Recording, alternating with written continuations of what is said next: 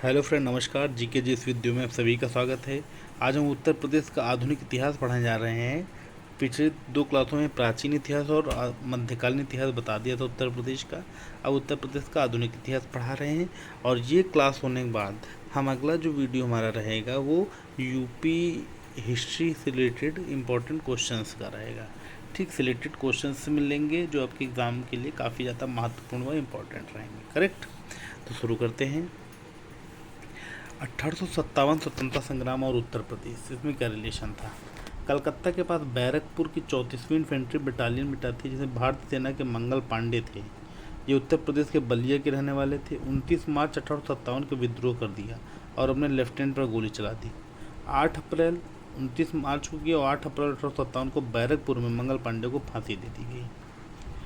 अब यहीं से इस आंदोलन की शुरुआत एक प्रकार से हो जाती है। 24 अप्रैल 1857 को मेरठ की देसी पैदल सेना ने नए कारतूसों को छूने से इनकार कर दिया, जिसके परिणामस्वरूप 9 मई 1857 को ब्रिटिश अधिकारियों ने सैनिकों को बर्खास्त कर दिया, जिसके परिणामस्वरूप 10 मई 1857 को पूरी छावनी के सैनिकों ने विद्रोह कर दिया।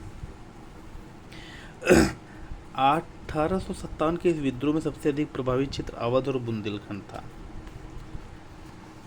1857 के विद्रोह में विद्रोही सैनिकों और जमींदारों ने अलीगढ़, बरेली, लखनऊ, कानपुर और इलाहाबाद आदि स्थानों पर भी सरकारें स्थापित की थी। 1857 का विद्रोह छोटे शहरों, कस्बों तक फैला हुआ था, जैसे कि इटावा, मैनपुरी, एटा, मथुरा, शाहजहांपुर, बदायूं, आजमगढ़, सीतापुर, लखीमपुर खीरी, बाराबंकी, वाराणसी, फैजाबाद, फतेहपुर और हाथरस। यहाँ पे छोटे छोटे शहरों में कस्बों तक फैला हुआ था। अवध की बेगम हजरत महल ने लखनऊ में विद्रोह का नेतृत्व किया। बेगम ने अपने बेटे बिरजिस कादिर को अवध का नवाब बना दिया। 21 मार्च 1858 को कॉलिन कैंपबेल द्वारा लखनऊ पर पुनः कब्जा कर लिया गया। कॉलिन कैंपबेल एक अंग्रेज अधिकारी था। ठीक। 1857 में नाना साहब को कानपुर का प्रशासन अधिकार प्राप्त हुआ। 1857 के विद्रोह के महान योद्धा तात्या टोपे, जिनका मूल नाम रामचंद्र था, ने अपनी गिनमिकावा रणनीति गुरिल्ला रणनीति से अंग्रेजों को डरा दिया था। गुरिल्ला रणनीति से तात्या टोपे ने अंग्रेजों को खटिया खड़ी कर दी थी। 7 अप्रैल 1859 को बेटा उन्हें गिरफ्तार कर लिया गया और उन पर शिवपुरी के सिविल कोर्ट में मुकदमा चला गया और 7 अप्रैल को हुआ और उसके बाद 18 अप्रैल 10-11 दिन में ही 18 अप्रैल 1859 को उन्हें फांसी दे दी गई। तात्या जी को, तात्या टोपे को। ठीक। अब जून 1858 तक संयुक्त प्रांत, जो अब यूपी कहते हैं, में विद्रोह पूरी तरह से समाप्त हो गया था। 1 नवंबर 1858 को लॉर्ड कैनिंग ने इलाहाबाद में महारानी विक्टोरिया की घोषणा पढ़ी। 1858 में दिल्ली डिवीजन को राज्य के उत्तर पश्चिमी हिस्से से अलग कर दिया गया और राज्य की राजधानी आगरा से इलाहाबाद स्थानांतरित कर दी गई। 1858 में क्रांति हो गई थी, उसके बाद की बात है। ठीक।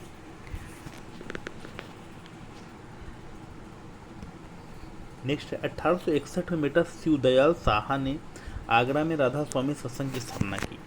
स्वामी दयानंद सरस्वती ने मुंबई में आर्य समाज की स्थापना की। इसी दौरान ही भारतेंदु हरिश्चंद्र ने वाराणसी में कवि वचन सुधा 1867 और हरिश्चंद्र मैगजीन 1872 का प्रकाशन किया। भारतेंदु हरिश्चंद्र जी ने 1875 में सर सैयद अहमद खान द्वारा अलीगढ़ में स्थापित मोहम्मडन एंग्लो ओरिएंटल स्कूल का वर्तमान नाम अलीगढ़ मुस्लिम विश्वविद्यालय है।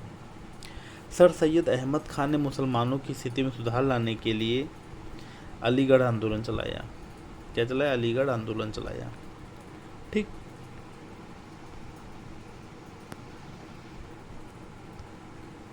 उन्नीस तक भारतीय राष्ट्र कांग्रेस के 9 अधिवेशन यूपी में हुए। 1947 तक भारतीय राष्ट्र कांग्रेस के 9 अधिवेशन यूपी में हुए। भारतीय राष्ट्र कांग्रेस के सर्वाधिक 3 सत्र इलाहाबाद एवं लखनऊ में आयोजित किए गए। इलाहाबाद में 1888 में राष्ट्रपति जॉर्ज यूल थे अध्यक्ष। 1892 में बनर्जी। 1910 में सर विलियम वेडरबर्न लखनऊ में हुआ। 1899 में रमेश चंद्र दत्त।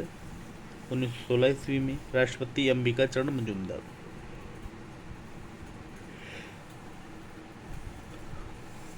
ठीक। 1936 ईस्वी राष्ट्रपति पंडित जवाहरलाल नेहरू।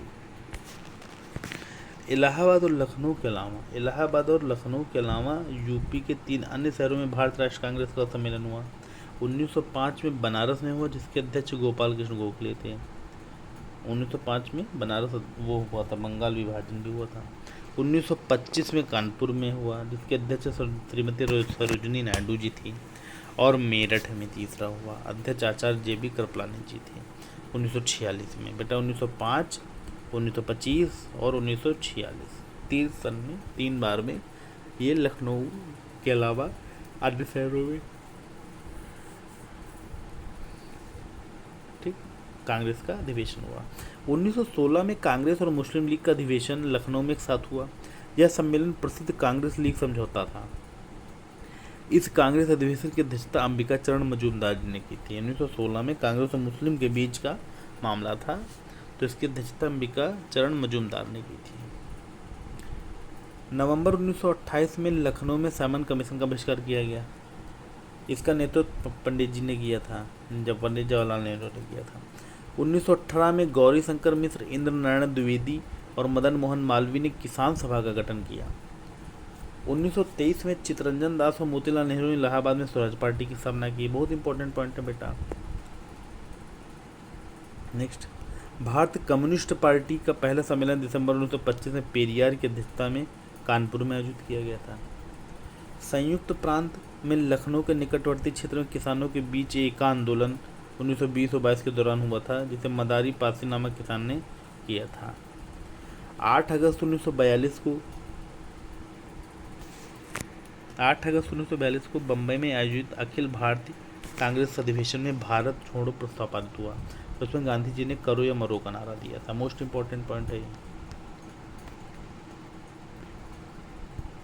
भारत छोड़ो आंदोलन के दौरान गांधी जी को पूना के आगा खां महल में और जवाहरलाल नेहरू को इलाहाबाद की नैनी सेंट्रल जेल में बंदी बनाकर रखा गया था। 16 अगस्त 1942 को भारत छोड़ो आंदोलन के पश्चिम में जनसंघर्ष छिड़ गया।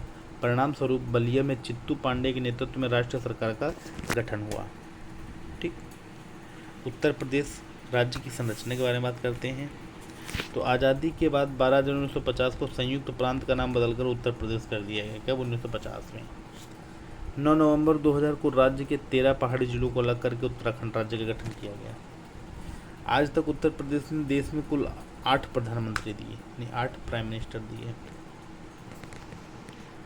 आज़ादी के बाद उत्तर प्रदेश की पहली राज्यपाल सरोजिनी नायडू, पहले मुख्यमंत्री गोविंद वल्लभ पंत और पुरुषोत्तम दास टंडन विधानसभा के पहले अध्यक्ष रहे। विधानसभा के पहले अध्यक्ष पुरुषोत्तम दास टंडन, पहले मुख्यमंत्री गोविंद वल्लभ पंत और पहली राज्यपाल सरोजिनी नायडू जी थी। ठीक। भूतपूर्व राष्ट्रपति श्री रामनाथ कोविंद जी भी उत्तर प्रदेश के ही है। मतलब इससे पहले जो राष्ट्रपति थे रामनाथ कोविंद जी थे, वो उत्तर प्रदेश से ही थे, कानपुर से। ठीक। तो ये आधुनिक इतिहास है उत्तर प्रदेश का। तो बेटा ये सिलेक्टेड पॉइंट्स सारे, अब इससे रिलेटेड MCQ क्वेश्चन हम अगली वो वीडियो में प्रोवाइड करेंगे। कल कुछ अलग डिफरेंट टॉपिक, उसके बाद मैं इसमें मतलब कि आपको ये प्रोवाइड करूँगा। उसके क्वेश्चन आंसर 1-2 दिन लगेगा, बनाने में भी टाइम लगेगा, है ना। तो 1-2 दिन बाद ही क्वेश्चन आंसर अपलोड करेंगे MCQ क्वेश्चन।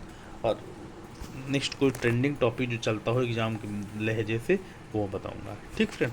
तो बेटा आप लोगों को, आप सभी लोगों से दरख्वास्त है, रिक्वेस्ट है कि वीडियो पूरी ज़रूर देखें, और वीडियो जैसे भी लगे वीडियो को लाइक, कमेंट और शेयर जरूर करें। और हमारे चैनल GK GS वीडियो को सब्सक्राइब करना ना भूलें। ओके फ्रेंड, थैंक यू, धन्यवाद, नमस्कार।